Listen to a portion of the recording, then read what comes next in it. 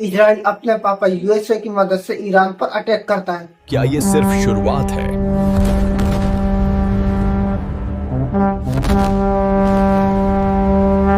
Epstein file में US के leader, businessman सब शामिल थे, फिर भी वर्ल्ड के लीडर चुप क्यों थे?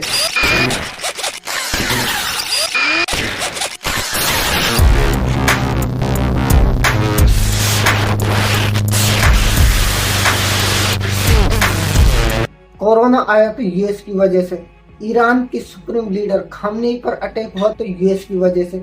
ये इन कामों में हर जगह यूएसए ही क्यों पाया जाता है?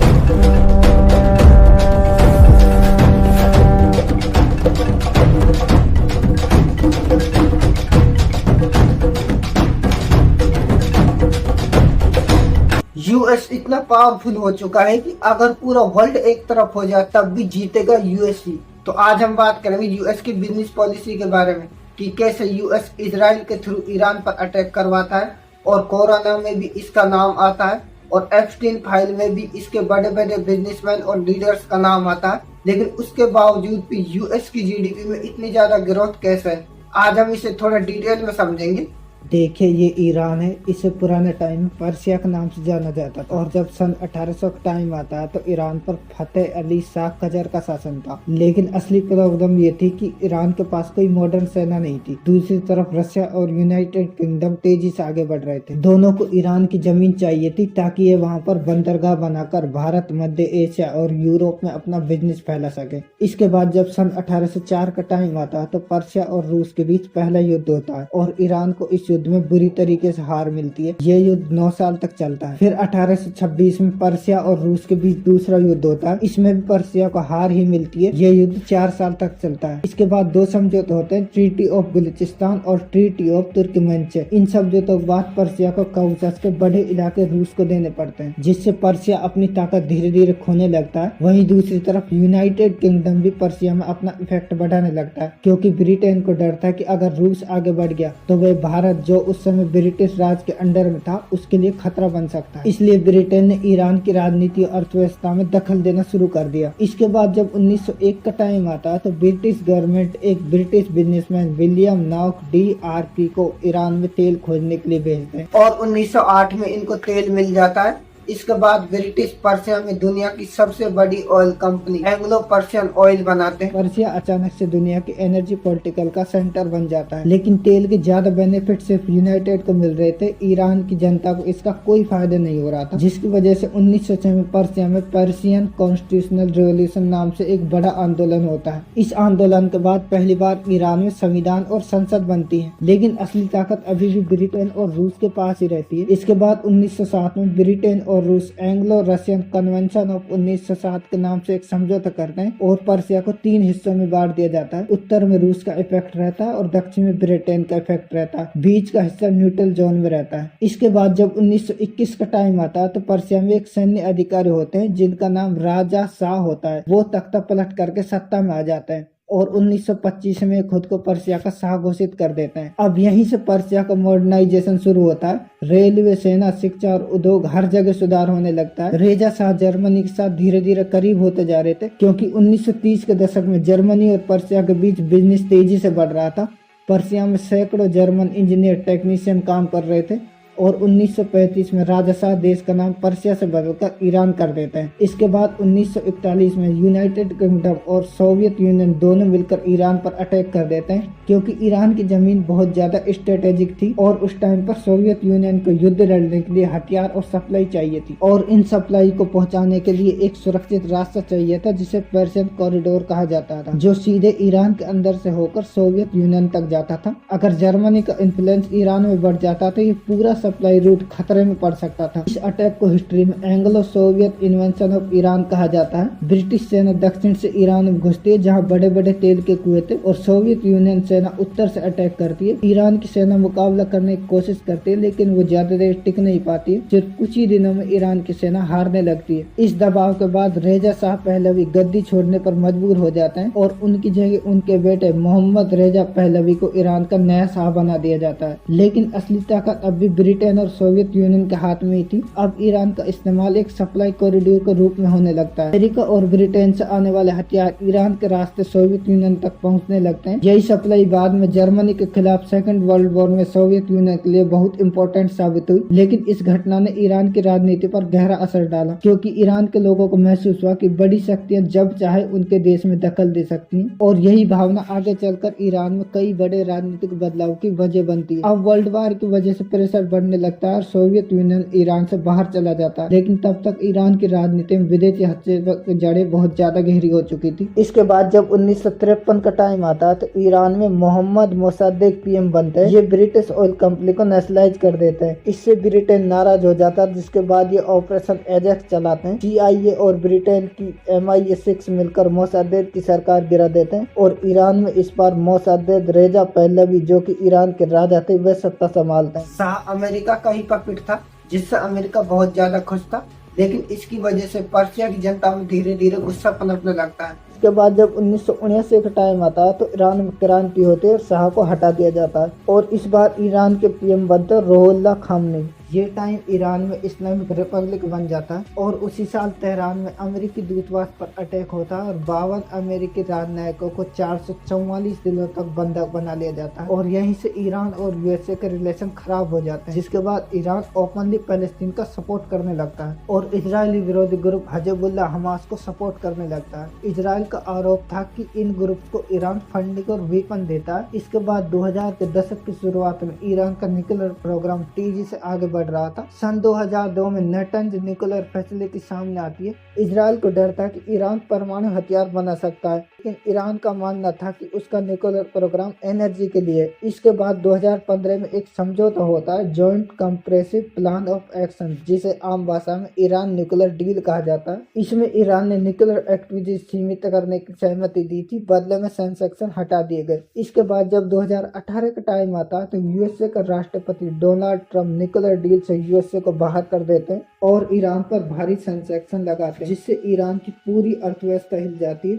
इसके बाद 2020 में USA बगदाद में ड्रोन स्ट्राइक करता है, जिसमें ईरान के सबसे ताकतवर कमांडर कोसम सोलेमानी मारे जाते हैं। ईरान भी जवाब में इराक में मौजूद अमेरिकी ठिकानों पर मिसाइल दागता है। दोनों देश युद्ध के करीब आ गए, लेकिन फुल स्केल वार नहीं होता। इजराइल कई सालों से सीरिया में ईरान लिंक्ड टारगेट्स पर एयर स्ट्राइक करता रहा। 2010 में स्टकनेट वायरस ने ईरान की न्यूक्लियर फैसिलिटी को नुकसान पहुंचाया था, जिसका आरोप US इजराइल पर लगाएगा, लेकिन इसका कोई प्रूफ नहीं मिलता है। इसके बाद 7 अक्टूबर 2023 को हमास इजराइल पर अटैक करता है। पर मैं पहले भी वीडियो बना चुका हूँ, जिसके बाद इजराइल गाजा में बड़ा मिलिट्री ऑपरेशन करता है। इजराइल को आरोप था कि हमास को ईरान सपोर्ट करता है। ईरान ने सीधे युद्ध में हिस्सा नहीं लिया, लेकिन उसने इजराइल को चेतावनी दी थी। अब मिडिल ईस्ट की राजनीति में दो चीजें सबसे ज्यादा काम करती हैं, डर और पावर। इजराइल को अपनी सिक्योरिटी का डर है, USA को अपनी रीजनल स्टेबिलिटी का डर है, तो वहीं ईरान को रेजिम सर्वाइवल का डर है। और जब तीनों को डर हो तो युद्ध की संभावना हमेशा बनी रहती है। लेकिन सच यही है कि कोई भी देश फुल स्केल वार नहीं चाहता, क्योंकि मिडिल ईस्ट में एक बड़ी जंग पूरी दुनिया की इकोनॉमी हिला सकती है। Oil, global trade, stock market, सब पर असर पड़ सकता है। इसके बाद जब 2026 का टाइम आता है तो इजराइल USA की मदद से ईरान के सुप्रीम लीडर खामनेई, जो कि बंकर में अपने 5 इंपोर्टेंट ऑफिसर के साथ मीटिंग कर रहे थे, उन पर अटैक कर देता है, जिसकी वजह से खामनेई की डेथ हो जाती है। अब ईरान भी चुप बैठने वाला नहीं था। मिडिल ईस्ट के आसमान में अचानक कुछ छोटे छोटे ऑब्जेक्ट उड़ते हुए दिखाई देते हैं। रडार भी उन्हें डिटेक्ट नहीं कर पाता है और कुछ ही मिनटों बाद ये एक एक करके एक्सप्लोइट होने लगते हैं। ये फाइटर जेट भी नहीं थे और ये मिसाइल भी नहीं थे,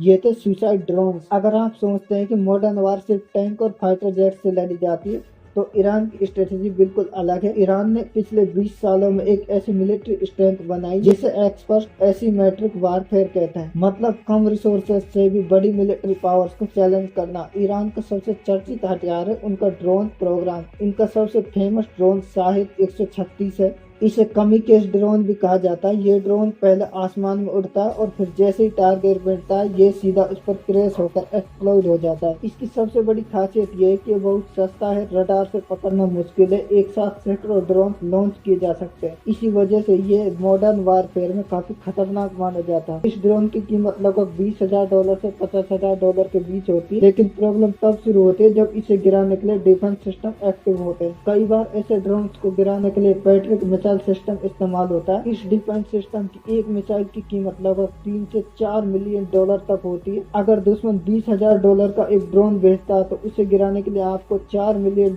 की मिसाइल लॉन्च करनी पड़ती है। ईरान इसी चीज का फायदा उठाकर अमेरिकी बेस पर 100 ड्रोन का एक साथ अटैक करता है, जिसे स्वार्म अटैक कहते हैं। अगर 100 ड्रोन भेजे जाएं तो अटैक कॉस्ट लगभग $2 मिलियन होगी और डिफेंस कॉस्ट लगभग $300 मिलियन से $400 मिलियन के बीच होगी। यानी डिफेंडर को सैकड़ों गुना ज्यादा पैसा खर्च करना पड़ सकता है। यूक्रेन युद्ध में भी रूस ने कई बार सस्ते ड्रोन का इस्तेमाल किया था ताकि एयर डिफेंस सिस्टम को ओवरवेल किया जा सके। इसी तरह इजराइल को भी ड्रोन और रॉकेट के हमलों का सामना करना पड़ा, जिन्हें रोकने के लिए आयरन ड्रोम एक्टिव करने पड़ते हैं। ड्रोन के अलावा ईरान के पास पावरफुल मिसाइल टेक्नोलॉजी भी है, जैसे साहद 3। इस मिसाइल की रेंज लगभग 2000 किलोमीटर है, मतलब इससे पूरे इजराइल तक हमला किया जा सकता है। और ईरान के पास एक और एडवांस्ड मिसाइल है सेजिल, जो कि सॉलिड फ्यूल से चलती है। इसका मतलब इसे बहुत तेजी से लॉन्च किया जा सकता है। मॉडर्न वारफेयर आज के टाइम पर सिर्फ जमीन और आसमान में ही नहीं लड़ी जाती, ये इंटरनेट पर भी लड़ी जाती है और ईरान साइबर अटैक में सबसे ज्यादा एक्टिव माना जाता है। ईरान गवर्नमेंट सिस्टम, बैंक और इंफ्रास्ट्रक्चर पर साइबर अटैक भी कर सकता है। ईरान की स्ट्रेटेजी सिर्फ एक हथियार पर नहीं टिकी है। मिसाइल, ड्रोन, प्रॉक्सी ग्रुप और साइबर अटैक, इन सब को मिलाकर ईरान ने एक ऐसी मिलिट्री स्ट्रेटेजी बनाई है जो ट्रेडिशनल वार से बिल्कुल अलग है। और इसी वजह से मिडिल ईस्ट दुनिया के सबसे सेंसिटिव रीजियंस में से एक बना हुआ है, क्योंकि यहाँ युद्ध कभी भी किसी भी नई टेक्नोलॉजी के साथ शुरू हो सकता है। वहीं दूसरी तरफ ईरान के बगल में सऊदी अरबिया है। ये दोनों मिडिल ईस्ट की पावर का एक बड़ा हिस्सा है। ईरान मानता है कि हम मुस्लिम दुनिया के सबसे बड़े नेता हैं, वहीं दूसरी तरफ सऊदी अरबिया मानता है कि हम ही इस क्षेत्र के असली राजा हैं। ये संघर्ष सिर्फ आधुनिक समय का नहीं है, इसकी जड़ें 1400 साल पुरानी है। शिया और सुन्नी दोनों की सोच अलग थी। जब शाह का राज खत्म हुआ और एक नए थियोक्रेटिक राजा सत्ता संभालते हैं तो सऊदी अरबिया इसे एक्सेप्ट नहीं करते, क्योंकि वे खुद एक सुन्नी मोनार्ची था और यूएसए का एली था। अब एक तरफ ईरान खुद को शिया दुनिया का नेता बताता, वहीं दूसरी तरफ सऊदी अरबिया कहता हम मुस्लिम वर्ल्ड में सबसे बड़ा इन्फ्लुएंस रखते हैं। लेकिन ये सिर्फ धर्म की लड़ाई नहीं थी, ये राजनीति और तेल की लड़ाई भी थी। सऊदी में ऑयल प्रोडक्शन बहुत ज्यादा था, ईरान ऑयल में कम सक्षम था। दोनों ओपीईसी में अलग अलग रणनीति अपनाते रहे, जिससे बाजार और सत्ता दोनों इफेक्ट होते हैं। मिडिल ईस्ट का ये हिस्सा जहाँ लोग सीधे युद्ध नहीं लड़ते बल्कि अपने साथियों को लड़ने के लिए भेजते हैं। Houthi rebel versus Saudi coalition, ये वही प्रॉक्सी वार है जहाँ ईरान और सऊदी सीधे आमने सामने नहीं लड़ते, लेकिन उनके हिस्सेदार लड़ रहे होते हैं। दोनों देश अलग अलग ग्रुप्स को सपोर्ट करते हैं, जिससे जंग लंबे समय तक चलती है। इसके बाद 2016 में सिचुएशन एस्केलेट हो जाता है, लेकिन जब ईरान में प्रोटेस्ट के टाइम पर सऊदी अरब की डिप्लोमेसी पर अटैक होता है तो डिप्लोमेसी टूट जाती है। ये एक क्लियर संकेत था कि अब पुराना रिवेलरी सिर्फ बयानबाजी नहीं रही, बल्कि ये युद्ध की दिशा में आगे बढ़ रहा है। ये पावर वार सिर्फ युद्ध भूमि पर नहीं, ये बाजार में भी है। सऊदी अरबिया ऑयल प्रोडक्शन से ग्लोबल प्राइसिंग को कंट्रोल करता है। जब ईरान सेंसेक्शन और अंतर्राष्ट्रीय दबाव का सामना कर रहा था, तेल और आर्थिक शक्ति इस लड़ाई का सबसे बड़ा बैटल फील्ड थी। जहाँ ईरान दुनिया में अपनी पहचान के लिए संघर्ष कर रहा था, वहीं सऊदी अरबिया अपना विजन 2030 आगे बढ़ा रहा था। ईरान अपनी रिवॉल्यूशनरी आइडियोलॉजी दुनिया में फैलाना चाहता था और सऊदी अरबिया उसे रोकना चाहता था। इन दोनों देशों से थोड़ा आगे चले तो यहाँ पर अफगानिस्तान, ये पिछले 40 साल से लगातार संघर्ष में रहा है। पहले सोवियत युद्ध हुआ और फिर 2021 में तालिबान सत्ता में वापस आ जाता है, जिसकी वजह से यहाँ पर महिलाओं की सेकेंडरी एजुकेशन पर पूरी तरह बैन लगा दिया जाता है और एनजीओ सेक्टर्स पर भी लिमिट्स लगा दी जाती है। यूनाइटेड नेशंस और UNICEF की 2021 से 22 की रिपोर्ट के हिसाब से अफगानिस्तान में आर्थिक संकट की वजह से चाइल्ड मैरिज और फोर्स मैरिज के केस अचानक कई गुना बढ़ गए और कुछ इलाकों में तो परिवारों ने कर्ज चुकाने या जीविका के लिए नाबालिग बेटियों की शादी बड़े उम्र के पुरुषों से कर दी। यह ह्यूमन ट्रैफिकिंग की लीगल डेफिनेशन हर केस में नहीं होता, लेकिन ये एक्सप्लॉइजन होता है। UN office on drug and crime कई साल से अफगानिस्तान को ट्रैफिकिंग सोर्स कंट्री बता रहा है। लड़कियों को क्रॉस बॉर्डर एक्सप्लॉइजन के लिए इस्तेमाल किया जाता है। हालांकि ये पूरे अफगानिस्तान में नहीं होता। अब इसी देश का पड़ोसी है भारत और भारत की राजधानी है दिल्ली। हर साल नेशनल क्राइम रिकॉर्ड ब्यूरो अपनी क्राइम इन इंडिया रिपोर्ट जारी करता है। इन रिपोर्ट्स के हिसाब से हर साल भारत में 2 लाख महिलाएं और लड़कियां मिसिंग दर्ज होती हैं। दिल्ली लगातार उन राज्यों केंद्र शासित प्रदेशों में होता जा रहा है जहां मिसिंग वुमेन केसेस की संख्या अधिक हो रही है। लेकिन यहाँ एक बात समझना जरूरी है, NCRB डाटा मिसिंग का मतलब यह नहीं कि हर केस ट्रैफिकिंग है। इसकी अलग अलग कैटेगरी होती है, जैसे एलिमेंट्स, परिवार की मर्जी के खिलाफ शादी, family dispute, kidnapping for marriage, trafficking, voluntary disappearance. Delhi में दर्ज किडनैपिंग केसेस में एक बड़ा हिस्सा एलिमेंट्स का होता है, जिसे आईपीसी में किडनैपिंग कैटेगरी में दर्ज किया जाता है, क्योंकि लड़की नाबालिग होती है। लेकिन दिल्ली ट्रैफिकिंग का ट्रांसिट हब भी माना जाता है। एनसीबी रिपोर्ट्स और पुलिस ऑपरेशन में कई बार इंटर स्टेट ट्रैफिकिंग गैंग पकड़े गए हैं, जहां लड़कियों को जॉब के बहाने लाकर एक्सप्लॉइजन किया जाता था। यह भी डॉक्यूमेंटेड है कि कई केसेस में गरीब राज्यों से माइनर गर्ल को लाकर फोर्सिंग लेबर या सेक्सुअल एक्सप्लॉइजन में डाला जाता था। अब अफगानिस्तान में इस प्रॉब्लम का मेन रीजन है decades of war, collapse of economy, restrictive regime policy, जबकि दिल्ली में इस प्रॉब्लम का मेन रीजन है अर्बन वल्नरेबिलिटी, माइनर गिर poverty, pocket law enforcement challenge. जगह चाहे कोई भी लड़का ही सबसे पहले शिकार बनती है। वर्ल्ड में लड़कियों का हालात इतनी ज्यादा खराब है कि अगर एजुकेशन बंद कर दी जाए और कानून लागू नहीं हो तो एक लड़की के पास अपनी जिंदगी जीने का कोई विकल्प नहीं बचता है। लड़कियों को नौकरी, मॉडलिंग, शादी या शहर दिखाने के बहाने ले जाया जाता है और बाद में इनको दूसरे राज्य या देश में भेज दिया जाता है। United nation office of drug and crime के हिसाब से साउथ एशिया ट्रैफिकिंग का एक मेन कॉरिडोर रहा है। ये लोग तो सबूत भी छोड़ देते हैं, लेकिन यूएसए की इकोनॉमी तो इसी चीज पर टिकी है। कुछ केस में क्रिमिनल लड़कियों का अपराधी यौन शोषण भी करते हैं या निजी नेटवर्क में इनको एक्सप्लॉइट करते हैं। ऐसे मामलों में पीवीसीएसवी और आईपीसी की झूठी धाराएं भी हैं, क्योंकि धाराओं का जब कोई फायदा होता है जब उनसे कोई अपराध रुकता है। कुछ किडनैपिंग प्योरली पैसों के लिए भी होती है। किडनैपर परिवार से पैसे मांगते हैं, लेकिन हर किडनैपिंग लड़की के लिए बुरी ही होती है। इसी तरह ये न्यूयॉर्क है और इसमें एक जगह है ब्रुकलिन।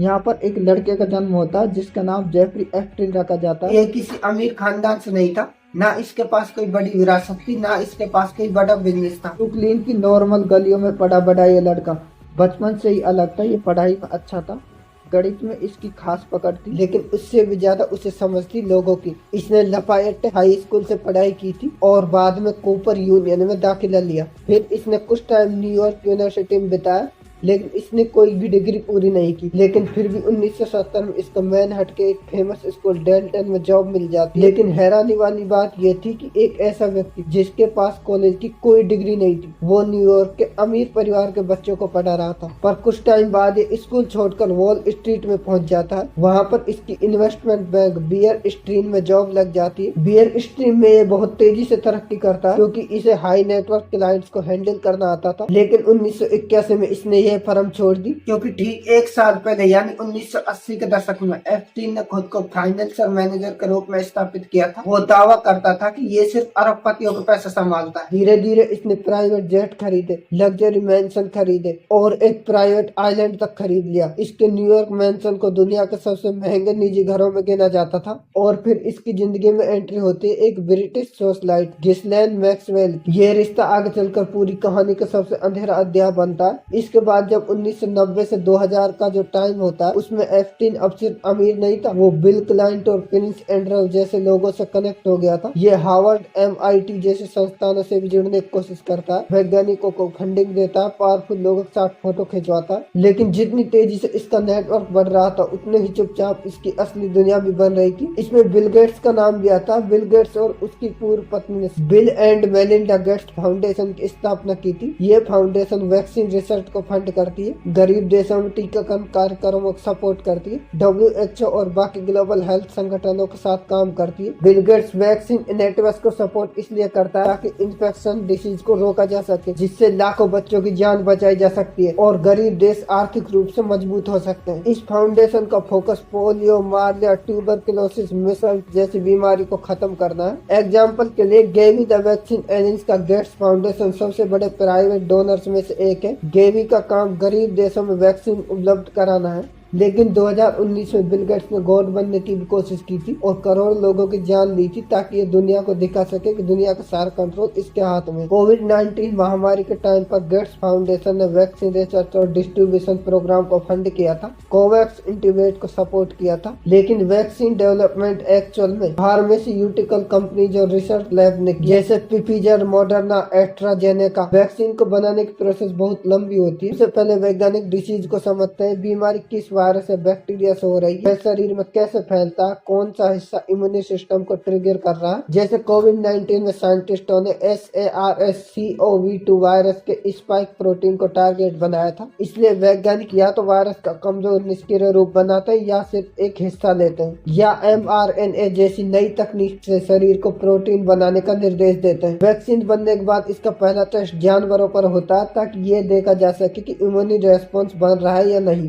कोई गंभीर साइड इफेक्ट तो नहीं। अगर टेस्ट नॉर्मल होता है तो अगला चरण शुरू होता है। इसके बाद कुछ इंसानों को वैक्सीन लगाकर डोज और इम्यूनिटी रेस्पॉन्स चेक किया जाता है, लेकिन तीसरे फेज में हजारों लोग इफेक्टिवनेस और रेयर साइड इफेक्ट चेक किए जाते हैं। कोविड-19 के टाइम पर फिफीजर और मॉडर्ना जैसी कंपनियों ने 3 फेज प्रोसेस फॉलो किया था। अगर ट्रायल डाटा सुरक्षित और इफेक्टिव साबित होता है तो रेगुलेटरी अथॉरिटी अप्रूवल देती है, जैसे भारत में CDSCO, अमेरिका में FDA, WHO भी इमरजेंसी यूज लिस्टिंग दे सकता है। जब वैक्सीन बॉडी में लगती है तो इम्यून सिस्टम एंटीबॉडी बनाता है, मेमोरी सेल्स बनते हैं, जिसकी वजह से अगली बार हमारी बॉडी वायरस से आसानी से लड़ पाती है। इसके बाद जब जनवरी 2020 में कोरोना पूरी दुनिया में तेजी से फैलता है तो चीन भी इसकी चपेट में आता है। चाइना में एक शहर है वुहान, जिसकी आबादी 1 करोड़ से भी ज्यादा थी, उसको पूरी तरह सील कर दिया जाता है। ट्रेनों पर रोक लगा दी जाती है, उड़ानें रद्द कर दी जाती है, फैक्ट्रियां बंद कर दी जाती है, लोगों को घरों में कैद कर दिया जाता है, जिसकी वजह से 2020 के पहले तिमाही में चीन की GDP लगभग 6.8% गिर जाती है।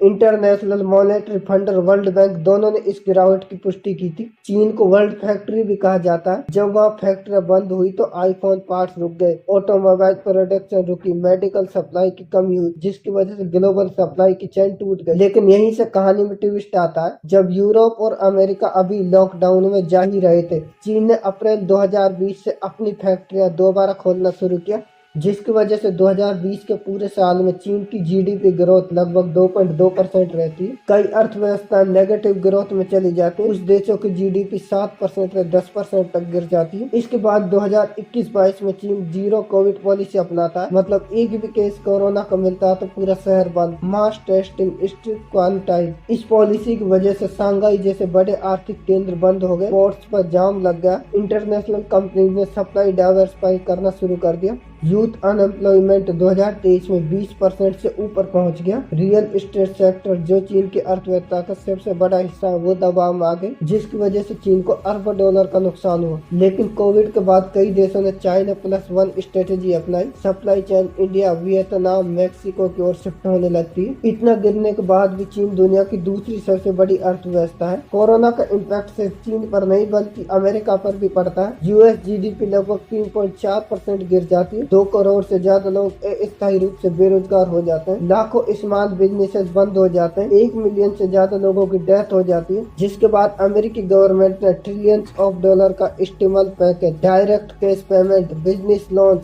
अनएम्प्लॉयमेंट बेनिफिट, फेडरल रिजर्व ने इंटरेस्ट रेट्स लगभग 0 कर दिए थे। फाइनेंशियल मार्केट में लिक्विडिटी डाली गई। हिस्ट्री में इतना बड़ा आर्थिक प्रोत्साहन शायद ही कभी दिया गया हो। लॉकडाउन में लोग घर बैठकर सारे काम ऑनलाइन करने लगते हैं और यहाँ से शुरू हुआ अमेरिकन टेक कंपनीज का गोल्डन फेज, जैसे अमेजोन, एप्पल, माइक्रोसॉफ्ट, टेस्ला। इन कंपनियों के मार्केट वैल्यू में 2020-21 में भारी उछाल आया। स्टॉक मार्केट S&P 500 इंडेक्स 2020 की गिरावट के बाद 2021 में रिकॉर्ड हाई पर पहुंच गया। कोविड वैक्सीन डेवलपमेंट में भी अमेरिका सबसे आगे रहता है। फिफीजर और मॉडर्ना में mRNA वैक्सीन बनाई गई। इससे फार्मा सेक्टर्स को बेनिफिट होते हैं और US बायोटेक इनोवेशन की ग्लोबल इमेज मजबूत होती है। 2022 में US इन्फ्लेशन 40 साल के उच्च स्तर तक पहुंच जाता है। फेडरल रिजर्व को फिर से इंटरेस्ट रेट तेजी से बढ़ाने पड़ते हैं। इंटरेस्ट रेट बढ़ने की वजह से हाउस लोन महंगे हो जाते हैं, बिजनेस बोरिंग महंगी हो जाती है। जिसके बाद अमेरिका सेमीकंडक्टर मैन्युफैक्चरिंग और स्ट्रेटेजिक इंडस्ट्रीज को डोमिनेट करने पर जोर देता, जिससे जियोपॉलिटिकल US चाइना राइवलरी तेज हो गई। इसके बाद भारत ने भी 24 मार्च 2020 को नेशन वाइड लॉकडाउन अनाउंस कर दिया था, जिसकी वजह से 2020-21 की पहली तिमाही में भारत की GDP लगभग 23.4% तक गिर गई।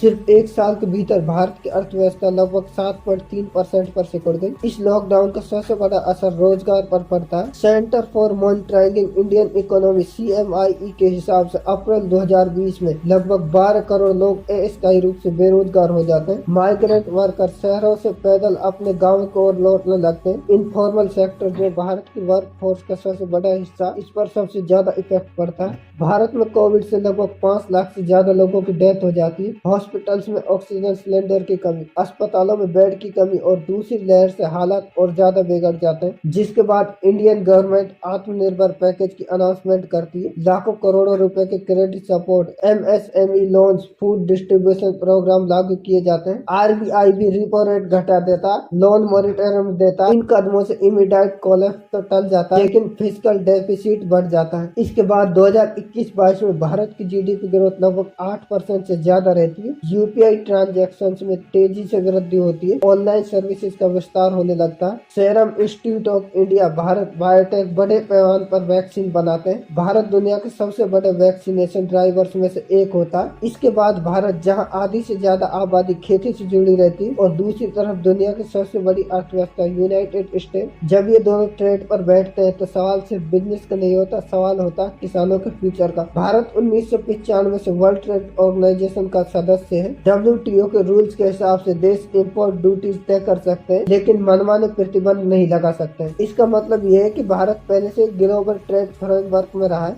ये अचानक नहीं हुआ है। भारत और अमेरिका के बीच एग्रीकल्चर बिजनेस दो तरफा है। भारत चावल, मसाले, समुद्री उत्पाद और प्रोसेस्ड फूड बेचता है, जबकि अमेरिका आलमंड, एप्पल, पल्स, सोय प्रोडक्ट्स बेचता है। कई बार टैरिफ डिस्ट्रीब्यूट भी होता है, जैसे 2019 में अमेरिका ने भारत को GSP से हटा दिया था। इसके बाद जवाब में भारत ने कुछ अमेरिकी उत्पादों पर टैरिफ बढ़ा दिया था। पर इंडिया के PM नरेंद्र मोदी 2020 में अमेरिका यात्रा के दौरान कुछ टैरिफ डिस्ट्रीब्यूट को सुलझा लेते हैं। भारत ने भी कुछ अमेरिकी उत्पादों पर लगाए गए अतिरिक्त टैरिफ हटाए, WTO में चल रहे डिस्ट्रीब्यूट वापस लिए। लेकिन ध्यान दें, ये एग्रीकल्चर सेक्टर को खोल देना नहीं था, यह स्पेसिफिक प्रोडक्ट पर टैरिफ एडजस्टमेंट था। भारत ने MSP खत्म नहीं किया, APMC सिस्टम खत्म नहीं किया, सब्सिडी स्ट्रक्चर भी नहीं बदला। 2020-21 के किसान आंदोलन के टाइम पर यह नैरेटिव चल रहा था कि भारत अपनी खेती विदेशी कंपनियों को सौंप रहा, लेकिन जिन फार्म लॉ पर विवाद था वो डोमेस्टिक मार्केट रिफॉर्म से जुड़े थे, न कि सीधे अमेरिका को एग्रीकल्चर सेक्टर सौंपने से। लेकिन किसानों के दबाव की वजह से ये कानून वापस ले लिए जाते हैं। अगर भारत अपना एग्रीकल्चर सेक्टर पूरी तरह खोल देता तो इसका सबसे बड़ा असर भारतीय किसानों पर पड़ता।